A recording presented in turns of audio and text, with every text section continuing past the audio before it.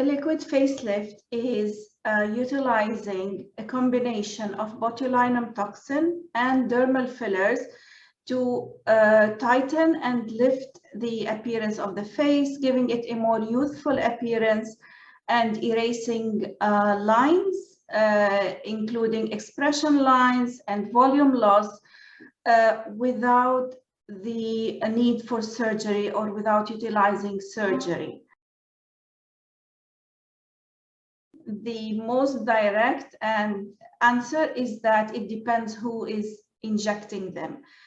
Injectables, including botulinum toxin and dermal fillers, require a lot of skills, a lot of expertise of facial anatomy, of where to inject, of danger zones. And having said that, it means that the injection, the safety of the injection is technique dependent, is operator dependent, and of course it also depends on the quality of the products used.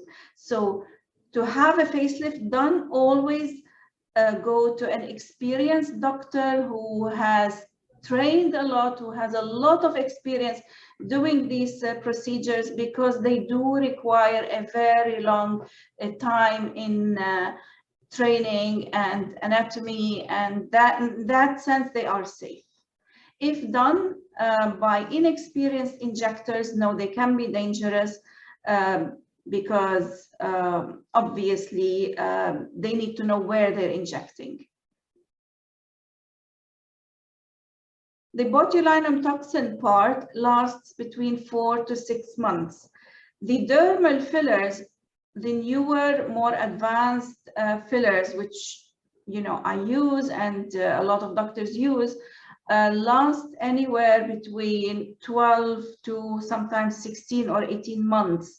For instance, injecting them under the eyes, they can last up to 2 years sometimes.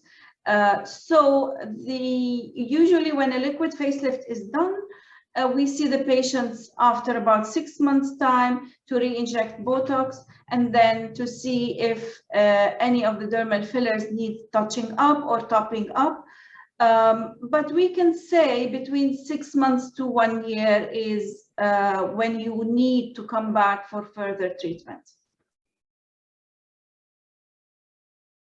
Liquid facelift is non-surgical, of course. The results are not permanent, but it's non-surgical, so there is no need for anesthesia, no need for hospital stay. Downtime is minimal. It only involves possibly some bruising or minor injection point dots or minimal swelling, but usually there is a minimal downtime after a liquid facelift, and patients or people can go back to their normal daily activities from the same day. With a surgical facelift, of course, the results are permanent, because during the surgery, the plastic surgeon would have cut and removed the extra skin, and the results are completely permanent.